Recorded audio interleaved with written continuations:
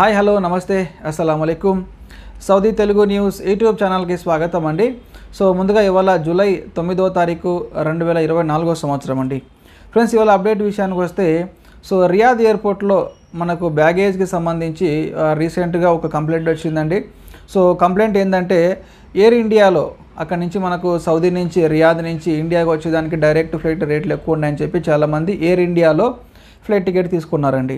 So air India ఎట్లుంటుందంటే Riyadh నుంచి ఢిల్లీ, ఢిల్లీ నుంచి హైదరాబాద్, లేదా రియాద్ నుంచి ముంబై, ముంబై నుంచి హైదరాబాద్, ఇలా కనెక్టింగ్ వయా ఫ్లైట్ ఉంటుంది.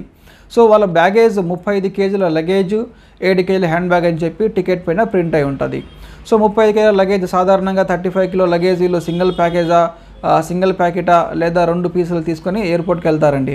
కానీ ఎయిర్పోర్ట్కి వెళ్ళిన తర్వాత ఎయిర్పోర్ట్లో ఉన్న ఎవరైతే బోర్డింగ్ ఇస్తారో అక్కడ వీళ్ళు ఏం చేస్తున్నారంటే, లేదండి మీకు ఒక సెక్టార్లో అంటే రియాద్ నుంచి ఢిల్లీకి వెళ్ళే ఫ్లైట్లో 35 కేజీల లగేజ్ ఉంది, కానీ ఢిల్లీ నుంచి హైదరాబాద్కి వెళ్ళే ఫ్లైట్లో మీకు కేవలం 30 కేజీలే ఉంది, అంటే మీకు 5 కేజీల లగేజ్ ఎక్స్ట్రా ఉంది. సో 5 కేజీల అమౌంట్ పే చేస్తారా లేదా లగేజ్ వెనక్కి పంపిస్తారా అని చెప్పి అక్కడ వీళ్ళు అబ్జెక్షన్ చేస్తూ ఉన్నారు. సో ఇక్కడ చూడండి, ఎప్పుడు కూడా ఎయిర్లైన్స్, ఎయిర్ ఇండియా కానీ ఇంకా ఎయిర్లైన్స్ అయినా సరే ఒక సెక్టార్లో 35 ఇంకో సెక్టార్లో 30 అలా డిఫరెన్స్ ఇవ్వదండి. ఇస్తే ఒకటి బ్యాగేజ్ ఇస్తుంది, 30 లేదా 30 కేజీల. సో ఇక్కడ ఎయిర్లైన్స్కి ఎలాంటి తప్పు లేదు. ఈ ఎయిర్పోర్ట్లో ఉన్న వాళ్ళు ఎవరైతే ఉన్నారో కొంతమంది డబ్బులకు ఆశపడి ఎవరైతే అమాయకులు ఉన్నారో వారి దగ్గరనే ఈ విధంగా డబ్బులు తీసుకుంటూ ఉన్నారండి.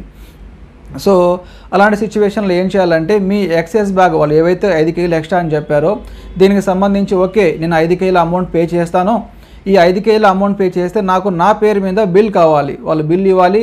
ఆ బిల్ తీసుకొని మనం ఎయిర్లైన్స్ కంప్లైంట్ ఇవ్వచ్చు, ఫుల్ రిఫండ్ కూడా తీసుకోవచ్చు అండి. ఆల్రెడీ మనము సౌదీ ఎయిర్లైన్స్ కూడా ఒకటి తీసుకొని ఉన్నాము, ఎయిర్ ఇండియా కూడా తీసుకొని ఉన్నాము. కానీ మన వాళ్ళు ఏం చేస్తారంటే, ఎప్పుడైతే మనకు బ్యాగేజ్ ఎక్కువ ఉందో అక్కడ మనం కంపల్సరీ ఎవడో ఒకటి హిందీ వాడు ఉంటాడు, లోపల పనిచేసేవాడు, ముఖ్యంగా బెంగాలీ వాళ్ళు ఉంటారు. సో ఏంటి సమస్య అంటే, నాకు లగేజ్ ఎక్కువ ఉందంటే సరే నాకు 100 రియాలు డబ్బులు ఇచ్చేయి నేను చూసుకుంటా అని చెప్పి 100 రియాలు వాడికి ఇస్తే ఆ లగేజ్ వాడికి వేసేస్తారు. సో ఇలా కూడా కొంతమంది ఉంటారండి. దయచేసి ఇలా చేయవాకండి, ఎందుకంటే ఎయిర్లైన్స్ ఇది సమస్య ఎయిర్లైన్స్ కాదు, ఎయిర్పోర్ట్లో ఉన్న వాళ్ళు కొంతమంది కావాలనే ఎవరైతే అమాయకులు ఉన్నారో వారి మోసం చేసి డబ్బులు తీసుకుంటా ఉన్నారండి. సో మీ టికెట్లో ఏదైతే లగేజ్ ఉందో అదే ఖచ్చితంగా ఉంటుంది. 30 కేజీలు ఉందా 30 కేజీలు తీసుకెళ్ళండి, 35 ఉందా 35 తీసుకెళ్ళండి.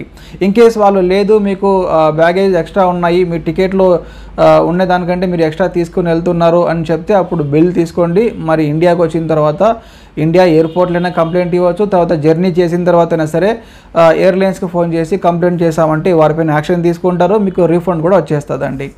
సో ఎందుకంటే ఇది రీసెంట్గా ఒక 5-6 మంది ఇలాంటి ప్రాబ్లం ఫేస్ చేశారు. ఎయిర్పోర్ట్లో కొంతమంది 200 రియాలు 300 రియాలు, కానీ వాళ్ళు డబ్బులు కట్టినా కూడా వారికి బిల్ ఇవ్వలేదు, డైరెక్ట్ లగేజ్ పంపించేశారు. కానీ బిల్ ఇవ్వకుండా కొంతమంది డబ్బులకు ఆశపడి 100-200 రియాలకు ఆశపడి ఇలాంటి పని చేసే వాళ్ళు కొంతమంది ఉన్నారండి ఎయిర్పోర్ట్లో.